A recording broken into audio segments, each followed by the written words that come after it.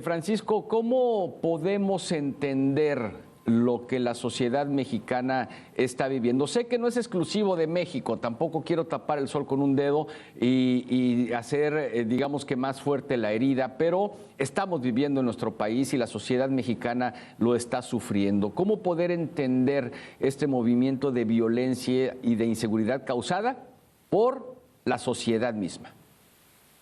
A ver, creo que podemos resumirlo en estos términos. El mayor problema que tenemos en nuestro país es un problema de justicia, de acceso a la justicia. ¿Eso qué significa? Que si yo hoy soy víctima de un delito, ese delito lo más probable es que quede impune. En México, por cada 100 delitos que se cometen en nuestro país, apenas si se investigan 7. De esos 7 que se investigan, en realidad estamos hablando de una cantidad ínfima, o sea, estamos hablando de que apenas el 0.1 de ese 7 son los que llegan a una sentencia condenatoria de un imputado. El problema no es entonces nada más un problema de violencia generalizada, sino a la base el problema que tenemos es la ausencia de la capacidad del Estado de reconducir al colectivo y a los individuos al respeto de la norma. ¿Por qué se viola una ley? Una ley se viola porque se puede violar, porque se puede violentar. Entonces tenemos que las víctimas, por un lado, del delito, víctimas que sufren las desapariciones de seres queridos, víctimas que sufren la violencia cotidiana, que sufren los asaltos, se encuentran en muchas ocasiones en absoluta indefensión y por lo tanto generan rabia. Y esa rabia sale, explota como si fuera una olla a presión y a veces explota contra inocentes. Hemos tenido casos, tú ahorita tomabas el ejemplo de familias que se encuentran o personas que se encuentran confrontándose en la calle y que llegan a la violencia extrema. Eso ha sucedido. Pensemos el caso, por ejemplo, de un vecino que mata al otro el año pasado aquí en la Ciudad de México, en una colonia de nivel socioeconómico medio alto. ¿Por qué? Porque el vecino se había estacionado mal y entonces le tapaba su entrada. Y la persona que comete el acto de violencia refiere de que esta queja era una queja repetida. Entonces, el problema es que la impunidad genera espacios para que la sociedad se vuelva violenta. Este hecho que tenemos que condenar absolutamente y al que le tenemos que pedir a la autoridad que resuelva con urgencia, es decir, que investigue a los potenciales participantes, no solo a los que actuaron físicamente, sino también a aquellos que tuvieron una participación en el ensalzar, en el motivar a la masa. Ellos también son corresponsables de un hecho de esta naturaleza. Insisto, de la cantidad de linchamientos que tenemos en el país, la mayor parte de ellos no son hacia personas que han cometido un delito.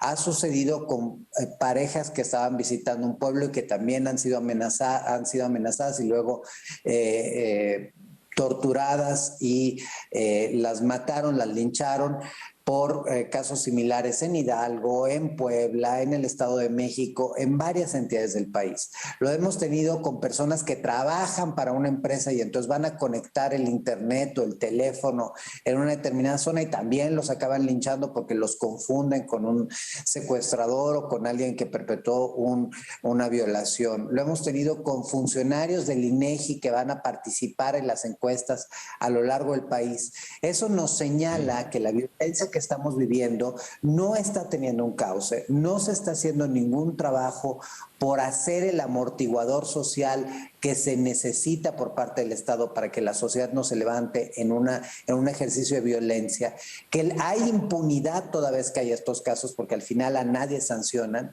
y sobre todo que hay impunidad en la violencia y en los delitos cotidianos que sufre una comunidad y que por lo tanto salen y explotan de la manera en la que están explotando. Mira que me llama mucho la atención, Francisco, lo que acabas de comentar, el amortiguador, el cómo el gobierno, bueno, no el gobierno, el Estado mexicano en su totalidad, pues debe trabajar de manera interinstitucional para que la gente pues pueda haber un cambio, porque desde luego que la familia de este joven linchado en Puebla y en Huauchinango, pues desde luego que clama justicia, pero cuando ve el actuar de la Fiscalía, Francisco, de que únicamente detienen a 5 personas cuando visiblemente hay más atrás de todo esto, incluso quien empezó este rumor a través de las redes sociales, pues ¿cómo hablar de justicia en un país cuando estamos viendo ese tipo de cosas? Pues mira, lamentablemente es porque tenemos una visión muy limitada acerca de la seguridad. El primer tema que deberíamos estar hablando es precisamente cómo le hacemos para prevenir los delitos. Y para que se prevengan los delitos, insisto, por un lado necesitas las sanciones a los delitos que efectivamente se cometen para que sirvan como disuasor. Porque si hoy tú quieres trabajar y quieres poner un negocio formal y quieres ser una persona de bien, vas a encontrarte con todas las limitaciones que el Estado mexicano le pone a un empresario, a una persona que quiere poner una pequeña actividad comercial. Y aparte te vas a encontrar con el embate de la delincuencia organizada que te pone un impuesto extra. Entonces, tenemos un problema relacionado con la visión que se tiene sobre la seguridad. Y es que la seguridad la estamos entendiendo nada más como una respuesta ante un hecho ya consumado y no como una prevención efectiva. Y esa prevención implica también detectar y diferenciar entre la ocurrencia de un delito y los comportamientos criminales y el surgimiento de estados de violencia, de condiciones de violencia en una comunidad, porque podemos tomarlo el paralelismo con la violencia de género. Cuando hablamos de violencia de género, lo que pretende el Estado es responder a través de policías y fiscalías. Y lo malo es que cuando respondes solo con policías y fiscalías, respondes cuando a la mujer o ya la violentaron, o ya la lastimaron, o ya la violaron, o ya la mataron. Entonces, para poder hacer una detección temprana, tendrías que trabajar con el sector educativo, con el sector social, con el sector salud, con el sector empresarial y con todo este conjunto del entramado social, empezar a construir sistemas de detección temprana. En el caso de un linchamiento, quiere decir que hay una comunidad que tiene un problema de violencia y que tiene un problema de desatención por parte del Estado, porque si se sintiese respaldada por el Estado, no tendría que actuar con violencia. Y si tuviese el conocimiento que el Estado va a actuar en contra de quien comete un delito, entonces también se cuidaría mucho de tener una respuesta violenta. Si le quitan a un policía, a un presunto culpable, como ha sucedido no solo en este caso, sino en un sinfín de casos, es porque uno, la policía está mal capacitada y dos, efectivamente lo que seguimos viendo es que detienen a las personas y no pasamos a un segundo momento, que es el de impartición, procuración e impartición de justicia, acceso a la justicia para las víctimas, reparación del daño, porque no hay un ejercicio. Y en ese sentido, cuando hablo de amortiguadores sociales, también que pensar a la salud mental de una comunidad y por lo tanto dar un enfoque, insisto, psicosocial al problema de seguridad y no solo de policías y de procuración de justicia. Bien, mira Francisco, el Alexei Chévez, consultor en seguridad y Fuerzas Armadas, afirmó aquí en Mesa de Análisis de Mega Noticias que debe haber detenidos, desde luego, pero que entre ellos mandos policíacos. Vamos a escucharlo porque también quiero saber tu opinión al respecto. Yo creo que hay una importante omisión de parte de las autoridades de este poblado. Yo creo que deberían de ser procesados los mandos y los elementos que no actuaron deberían de ser procesados. O sea, no podemos seguir permitiendo que no haya detenidos, no podemos no permitir que estas personas que lincharon sin razón, y aunque la tuvieran, no tienen por qué lincharlo, que lo lincharon. Eso sigan Alexei en la Chévez calle. es lo que nos dijo Francisco, pero también Víctor Hernández nos comentó que hay que ser cautos con la detención de los policías. ¿Tú qué nos opinas? A ver, yo cauto me refiero a la aplicación de la ley. El problema es que también, de nuevo, simplificamos el problema a detener.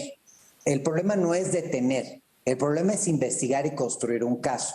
Si un policía actuó mal, es porque o no estaba bien capacitado, y entonces ahí hay que ver qué tanta de la responsabilidad de ese policía recae en él y qué tanta recae en un sistema.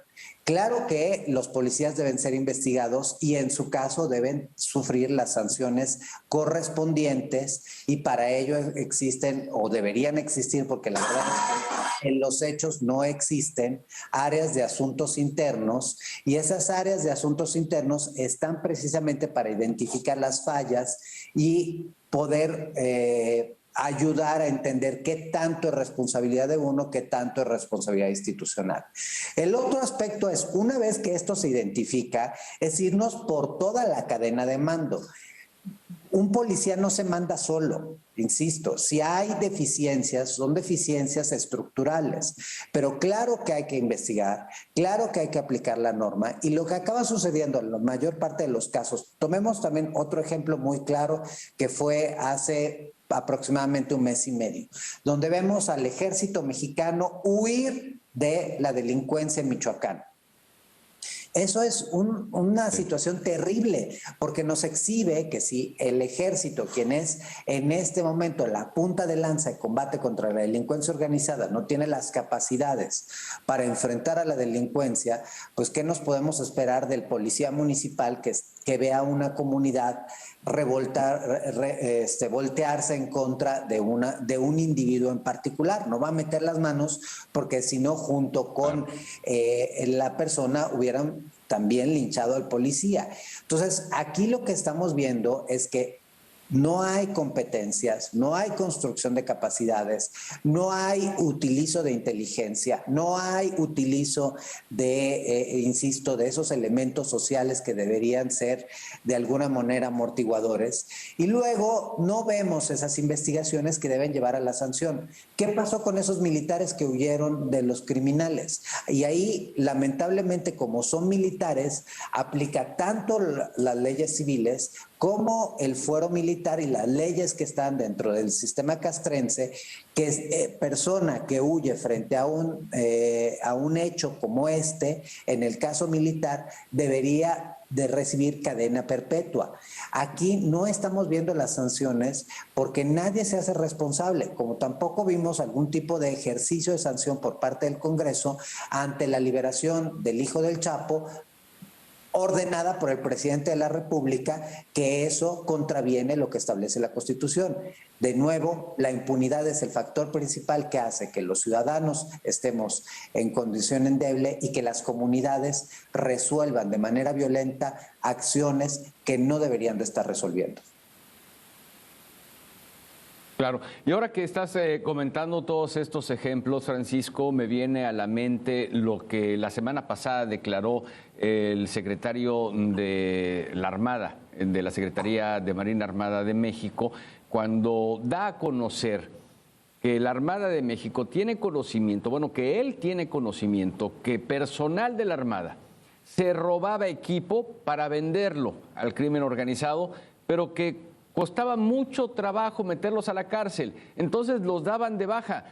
Pero ¿a dónde se van a ir estos elementos entonces? Bueno, primero la inacción de la justicia como tal ya es un tipificado como un delito, un servidor público, pero por otro lado no se tiene control de a dónde se están yendo todos estos elementos que se están portando mal, digámoslo así. Efectivamente, porque a eso me refiero, lo que se limitan las secretarías de seguridad, lo que se limitan las fiscalías, lo que se limita la Guardia Nacional, lo que se limitan las fuerzas federales, es a despedir a personas y no a investigar, sancionar y corregir, porque de nuevo, si un marino, un soldado, un Guardia Nacional, un policía, un Ministerio Público, quien sea, puede deshacerse de un bien del Estado, comercializarlo y vendérselo a la delincuencia, es porque hay toda una cadena de fallas en la estructura, porque alguien no supervisó, porque alguien no revisó o porque hay complicidades internas. Entonces, esos aspectos no se subsanan nada más despidiendo al individuo, sino se subsanan precisamente aplicando la norma. Y aplicar la norma significa no solo una sanción en términos de te detengo, sino también precisamente una reparación del daño. ¿Cuántas veces hemos escuchado que a tal diputado lo detuvieron porque también había recibido tantos millones de pesos del crimen organizado? Sale al poco tiempo y sale con el dinero intacto, como probablemente le va a pasar a Javier Duarte, como probablemente le va a pasar a todos los que sabemos que han sido detenidos, a la esposa de Duarte, que parece ser que ya la traen a México, a Lozoya, es decir, ya se resuelve con la misma maestra, el Esther Gordillo, al final salió con todo su dinero y tocado. 6 años guardada en un hospital porque ni siquiera pisó la cárcel, y entonces lo que hacen es nos ven la cara como ciudadanos. La ley es muy clara, incluso hay cosas en la ley que son excesivas. Por ejemplo, el artículo 123 constitucional en su apartado B, inciso 13, establece que un policía que es investigado por un hecho de corrupción no puede ser reinstalado. Entonces, también en muchos casos, una persona inocente puede ser despedida y pues ahora sí que usted disculpe. Y claro, esas son personas que se encuentran con capacitación que pagamos nosotros, con información que tienen porque trabajaron en el área de seguridad y que están enojadas con el Estado. ¿A dónde se van a ir? Teníamos 38,000 policías federales al inicio de este sexenio. De esos quedaron 11,000 y tenemos algunos casos positivos que esos policías federales hoy están al mando de policías estatales o policías municipales, como es el caso de la Ciudad de México, pero en muchas otras ocasiones no sabemos a dónde se fueron. O sea, tenemos 27,000 policías federales que ya no están trabajando. ¿Dónde están? Y esa es una parte de propuestas que se hicieron en el pasado que tenían que ver con el seguimiento a quien se daba de baja de una fuerza federal o de una corporación de seguridad y justicia, precisamente para evitar que luego se nos vayan a la delincuencia organizada o a la delincuencia común, porque es lo que acaba sucediendo. El problema es que hemos perdido talento en lo que va del sexenio. Tenemos menos dinero que nunca para la seguridad, estamos en el peor momento de corrupción e impunidad, y eso pues nos lleva a que tengamos este sinfín de casos lamentables. Caramba, pues vaya información que nos das y vaya análisis que estás haciendo para nosotros, Francisco. Yo te lo agradezco en verdad estos minutos para la audiencia de Mega Noticias y estaremos en comunicación, y gracias por la disponibilidad, la que siempre han mostrado para nuestra audiencia. Encantado, los invito a que entren a la página del Observatorio Nacional Ciudadano y próximamente estaremos precisamente a final de mes presentando un estudio sobre trata de personas, que es uno de los delitos que más ha crecido y que es donde se involucra más la desaparición incluso de mujeres. Así es, ya estaremos muy atentos de la presentación. Gracias nuevamente, Francisco, muy buenas tardes. Buenas tardes.